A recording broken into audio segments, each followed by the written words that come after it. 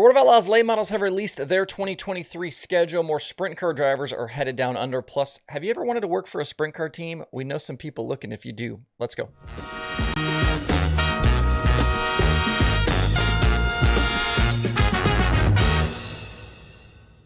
It's Friday, November 11th. I'm Justin Fiedler. This is Dirt Tracker Daily. First of all, happy Veterans Day. Thanks to all of you out there in my audience who have served.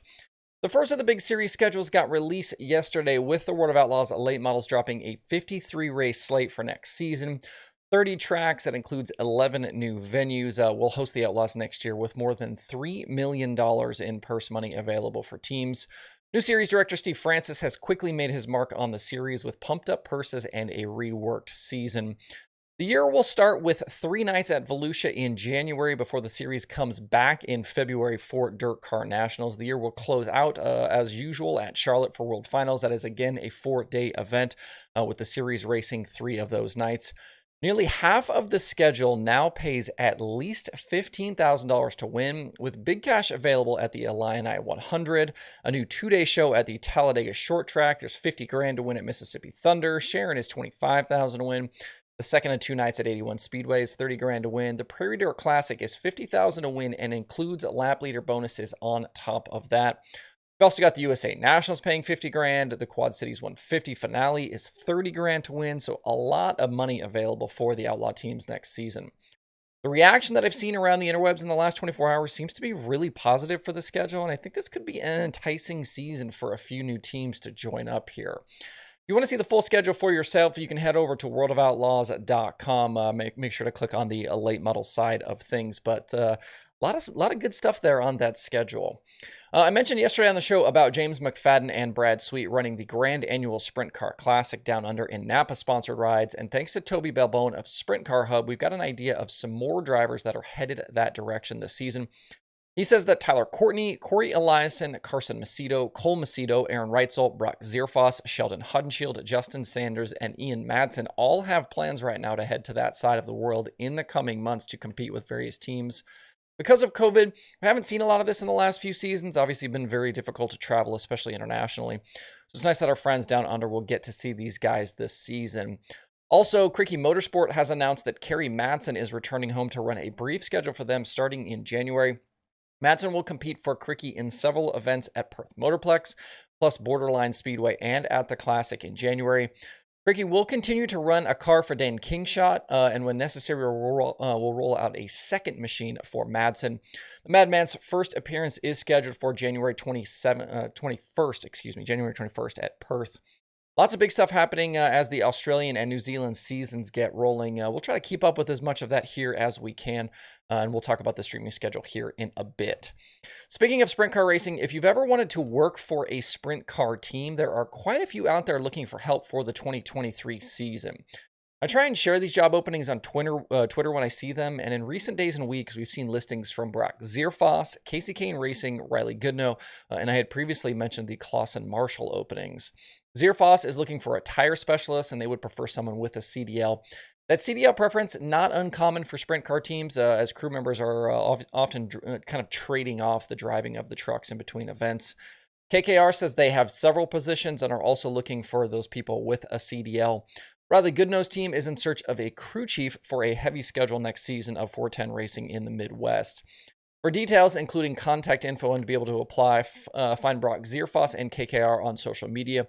The Riley Goodnow post is on the GP Motorsports Facebook page. And speaking as someone who has worked themselves in motorsports for most of their adult life, understand that these jobs are incredibly difficult, but can also be really rewarding. Definitely takes a certain type of person to sign up for that schedule, but there are plenty of worse ways out there to make a living. If this is something you are interested in, good luck in your quest.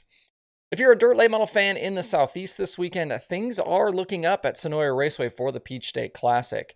Yesterday, the track spent a bunch of time laying tarps on the corners to try and keep the surface drier as Tropical Storm Nicole passed through. And today, that system has passed to the north, and track work is ongoing as I record this. They're going to remove all the tarps they laid down and begin track prep for tonight's racing. That includes a 20,000 to win show for the Flow Racing Night in America late models. The weekend culminates in a 53,000 win show on Saturday night.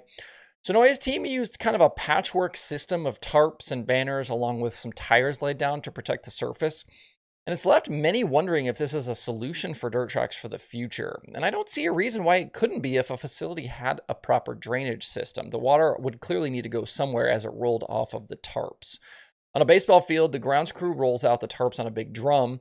And I think you could do something similar for dirt racing. I'm thinking of maybe like a trailer with a big roller on the back. A couple of laps around and you'd have the surface covered up. I don't think it would be feasible everywhere, but something to think about for maybe some of the big events on the schedule at least. As for the weekend field, Brandon Sheppard will be in attendance to lock up his series championship. Remember, he's now driving his kind of family-owned and partnership there with Riggs, that B5 machine. According to Dirt on Dirt, we should also see Chris Madden, Scott Bloomquist, Dennis Erb Jr., Mike Marlar, Ricky Thornton Jr., Devin Moran, Hudson O'Neill, and a whole lot more. Even with the dueling XR event out west, both series will have quality fields this weekend. This one is live on Flow Racing both nights if you want to tune in. Also, since I mentioned XR, the duel in the desert for the XR Super Series got underway last night out in Las Vegas. They ended up with a nice field, 42 cars out there for that one. Bobby Pierce looked like he was on his way to a dominant victory, but things went sideways for him inside 5 laps to go. Pierce had an absolutely massive lead over Shane Clanton and had lapped into the top 10, but his right rear tire had other plans. Started going soft in a hurry, and Clanton took the lead with 3 laps to go. He then drove off to the $20,000 win. That was his 4th win of the season with XR. Tim McCready and Jonathan Davenport rounded out the podium, with Pierce falling all the way to 8th at the end.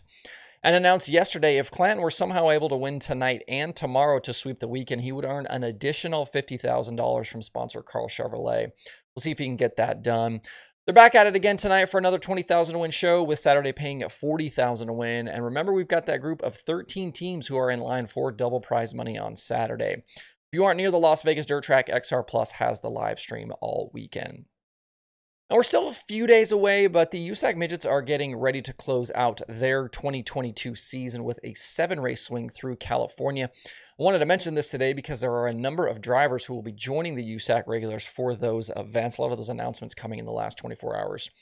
We know that Spencer Baston and Carson Macedo are teaming with Dyson Motorsport to campaign the 9AU and 99AU machines.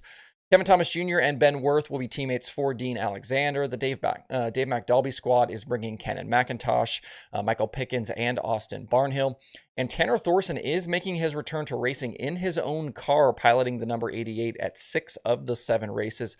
He will start at Placerville. The first race of that swing is next Tuesday night at Bakersfield. We'll talk more about that on the show next week.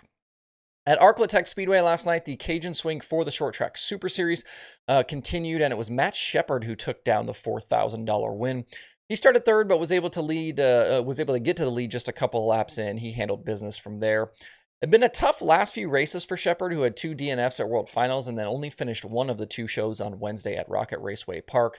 He'll have another opportunity to add to his 2022 season winnings coming up on Saturday at Boot Hill Speedway to close out the Cajun swing. Tonight's race at Boot Hill has been rained out, but they will race for $20,000 to win on Saturday. David Schilling and Ryan Godown completed last night's podium. You can watch the Saturday show live over on Flow Racing if you are not headed to Boot Hill. We're definitely slowing down for racing each week, but the streaming schedule's still pretty full for the next few days. We're around 30 shows for the weekend. That does include the Short Track Super Series, the XR Super Series, and the Flow Racing at Night in America series. For our friends down under, Perth Motorplex not going to be on Dirt Vision this season, but you can still watch a ton of racing over on Clay-Per-View. I'm going to start including them on the streaming schedule going forward. You'll notice their Bunbury show today is on the schedule.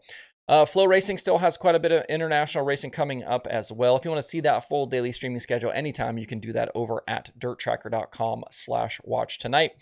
That's it for the show for this Friday and for the week. Enjoy your weekend ahead. Please hit that like button and subscribe to the show if you don't do so already. Thanks everybody for tuning in this week. We'll be back on Monday for more Dirt Tracker Daily.